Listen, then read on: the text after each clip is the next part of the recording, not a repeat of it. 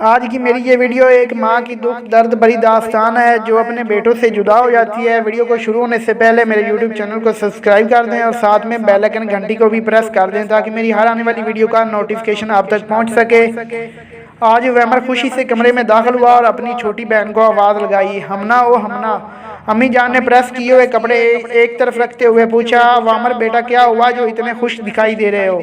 अम्मी जान मैंने MCS के इम्तिहान उम्दा नंबरों से क्लियर कर लिया है और आगे पढ़ने के लिए अमेरिका जाऊंगा और वहाँ से आला तलीम हासिल करके पाकिस्तान वापस आ जाऊंगा और यहाँ अच्छी सी जॉब लग जाएगी।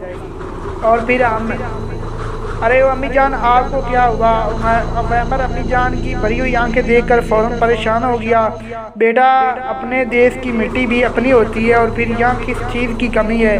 असफर की भी तो इतनी अच्छी सी जॉब है, तुम भी यहीं पाकिस्तान में अप्लाई करो। अम्मी जान आप भी फ़ौरन परेशान सी हो जाती हैं, मैं कोई वहाँ रह थोड़ी जाऊँगा, तलीम हासिल करके वापस आ जाऊँगा। नहीं बेटा तुम्हारे अब्बू हयात थे तो उनके मशवरे से अहमद को अमेरिका भेज दिया, लेकिन मैं अपना दूसरा लख्ते जिगर इन अंधेरी गलियों में खोना नहीं चाहती। बेटा अहमद ने अमेरिका जाकर अपने माँ बाप भी बुला दिए, गया तो वो भी तलीम हासिल करने था, लेकिन अफसा बेगम कुछ कहने ही वाली थी कि हमना कमरे में दाखिल हुई। ओ आज फिर वैमर भैया अम्मी जान को परेशान करने टपक पड़े। ये कहते हुए हमना अम्मी जान का हाथ थाम कर बैठ गई। अम्मी जान आप क्यों खामखा परेशान होती हैं? वैमर भैया कहीं नहीं जाएंगे, है ना वैमर भैया? हमना ने गोया तईब चाही। हाँ बिल्कुल खाना खाने तो जाएंगे ना। ये कहकर तीनों मुस्कुराते हुए डाइनिंग टेबल की तरफ बढ़ गए। शेख अतर ज़मानी हयात थे, उनका सबसे बड़ा बेटा अहमद जिद करके अमेरिका चला गया और वहीं शादी कर ली और वहाँ और अमेरिका का होकर रह गया।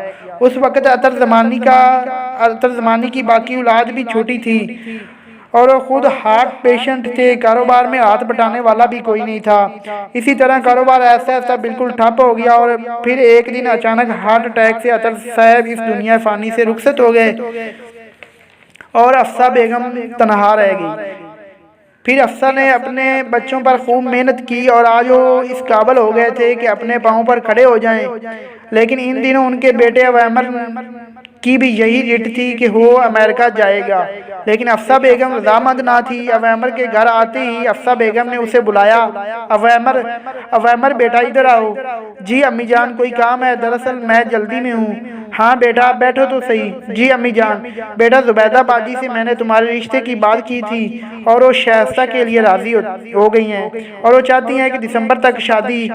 बस अम्मी जान मैं अभी इस बारे में कुछ नहीं कहना चाहता, अमेरिका से वापस आकर कुछ सोचूंगा और वैसे भी असफर भाई मुझसे बड़े मौजूद हैं, मेरे बारे में परेशान ना हो।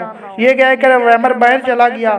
चंद दिनों से ही वैमर यूं ही उकड़ा उकड़ा सा रह रहा था, जिसकी वजह से हमना के दिल में हजारों खदशात जन्म ले रहे थे जिनको अपनी अम्मी जान पर ज़ाहिर करना नहीं चाहती थी।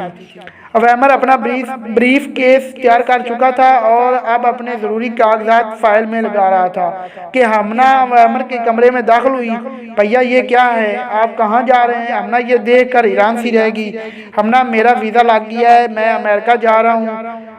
असफर भैया को मैंने सुबह ही बता दिया था, उन्होंने मुझे कुछ जवाब नहीं दिया, लेकिन अब मैं रुक भी नहीं सकता। बस अम्मी जान का ख्याल रखना, अम्मी वैसे ही दिल छोटा कर रही हैं, मैं जल्द वापस आ जाऊंगा। लेकिन अम्मी अभी अहमद भाई का गम नहीं भूली। क्या अब आप भी जा रहे हैं? अम्मी जान तो अकेली रह जाएंगी, अबू जान होते तो और बात थी। हमना की आंखें भीग गई। अरे हमना देखो मजबूरी है, वीज़ा भी लग चुका है और वैसे भी मैं फ़ोन करता रहूँगा और अम्मी अकेली कब होंगी? तुम भी हो ना, असफर भैया भी हैं, अम्मी खुद ही सेट हो जाएंगी। अच्छा बाबा अब रोना तो बंद कर दो और ज़रा हंसकर भी तो दिखा दो। अवैमर के कहने पर हमना मुस्कुराई। अम्मी जान मैं जा रहा हूँ, मेरे लिए ढेर सी दुआएं कीजिएगा। ये कहकर अवैमर ने अम्मी जान से बहुत सारा प्यार लिया और असफर भाई और हमना से मिला जो गुमसुम बैठे थे। अरे आप सब इतने अफसुर्दा क्यों हैं, हंसकर तो रुखसत करें। इस पर सब मुस्कुरा दिए और वो ज़बरदस्ती मुस्कुराहटें लिए अपने इस आशियाने से रवाना हो गया जहाँ उसने अपना बचपन गुजारा था। अवैमर को गए आज 2.5 माह हो चुके थे, लेकिन इतने अरसे उसने घर वालों से कोई रब्ता ना किया था। इसी अरसे में हफ्सा बेगम ने हमना का रिश्ता अपने भांजे सास से कर दिया, जो निहायत संजीदा और सुलझा हुआ लड़का था, और असफर का रिश्ता शाइस्ता की बहन लैबा से कर दिया, जो बीए के बाद अब तफसीर कुरान पढ़ रही थी। फ़ोन की घंटी बजी, हमना ने रिसीवर उठाया। भैया की आवाज़ सुनकर मुख्तसर हालो हवाल बयान करके रिसीवर अम्मी जान को दे दिया। हेलो अम्मी जान, क्या हाल है, तबीयत कैसी है, आप ठीक है ना? हाँ बेटा ठीक हूँ, तुम कैसे हो? जी मैं भी बिल्कुल ठीक हूँ। और अम्मी असफर भैया कैसे हैं, उनसे तो बात ही नहीं हुई। हाँ बेटा, अमना का सास से रिश्ता कर दिया है और असफर का लैबा से, और दिसंबर की 12 तारीख को शादी है। बस तुम 1-2 दिन में पहुँच जाओ तो बकिया प्रोग्राम भी सेट कर लेंगे। नहीं अम्मी जान, मैं बहुत ज़्यादा मसरूफ़ हूँ और छुट्टी भी मिलना मुश्किल है। बस मेरी तरफ से अमना और असफर भैया को मुबारकबाद दे दीजिएगा, और किसी चीज़ की ज़रूरत हो तो ज़रूर बता दीजिएगा। अच्छा अम्मी जान, मैं फ़ोन रखता हूँ, खुदा हाफिज़। अच्छा बेटा, खुदा हाफिज़। ये कहकर हफ्सा बेगम ने रिसीवर रख दिया और 2 चंद कतरे आंसुओं के उनकी गालों पर टपक पड़े। हमना भीगी हुई आंखों से कमरे से बाहर चली गई, क्योंकि उसमें भी अब अपनी अम्मी जान का गम देखने की फिक्र ना थी। आज असफर और हमना की शादी थी, घर में हर तरफ चहल पहल थी, लेकिन हफ्सा बेगम अहमर अतर ज़मानी और वैमर की याद में गुम अपने आंसू दिल में गिरा रही थी। हमना को भी उम्मीद थी कि वैमर भैया ज़रूर आएंगे। हफ्सा बेगम भी नाम आंखों से इन्हीं चेहरों को ढूंढ रही थी, लेकिन आखिर हमना अपने घर रवाना हो गई और हमना की जगह लैबा ने ले ली, लेकिन इन चेहरों को कोई ना ढूंढ सका। आज 3 साल बाद दरवाजे पर एक जानी पहचानी दस्तक हुई। लैबा किचन में थी, इसलिए दरवाज़ा खोलने असफर गया।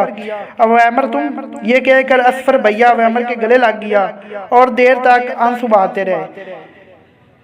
फिर उसे अंदर ड्राइंग रूम में ले गए। कुछ देर हालो हवाल के बाद वैमर बोला, भैया अम्मी जान कहाँ हैं? अच्छा मैं खुद देखता हूँ। ये कहकर वैमर उठा ही था कि असफर ने उसे हाथ से पकड़कर बिठा लिया और आंखें आंसुओं से भीग गई। वैमर अम्मी जान तुम्हारी और अहमर भाई का राह तकती रही और तुम्हारे लौट आने की उम्मीदें करती रही, लेकिन इस गम ने इन्हें अंदर से खोखला तो कर ही डाला था। फिर जिंदगी ने भी निभा ना किया और अम्मी जान हमें छोड़कर इस दुनिया फानी से रुखसत हो गई। ये सुनकर वैमर का ज़हन तारीकियों में डूब गया और अब वो अम्मी जान के खाली पलंग, मेज़ पर रखी उनकी किताबें, चश्मा और अम्मी जान के हाथों का सलीके से सजा हुआ कमरा देखकर बच्चों की तरह फूट फूट कर रोने लगे। और उसके ज़हन में अम्मी जान की आवाज़ गूंजने लगी, गोया वो कह रही हो, इन्हें तो फुर्सत नहीं थी मिलने की हमसे, इन्हें तो फुर्सत नहीं थी मिलने की हमसे, और हमारा वक्त गुजरता था उनको फरियाद करके। अगर आए हो मेरी मौत पर तो कह देना, अगर आए हो मेरी मौत पर तो कह देना, अभी सोए हैं तुम्हें याद करके। दोस्तों वीडियो आपको अच्छी लगी हो, वीडियो आपको पसंद आई हो तो हमारे चैनल को सब्सक्राइब करना ना भूलिएगा। इंशाल्लाह आपको डेली बेस पे इस चैनल पे दिलचस्प कहानियाँ और इस्लामी वज़ाइफ, इस्लामी मालूमात मिलती रहेंगी। एक और वीडियो के साथ मिलते हैं दोस्तों। आप सब अपना ख्याल रखिएगा। अल्लाह हाफिज़।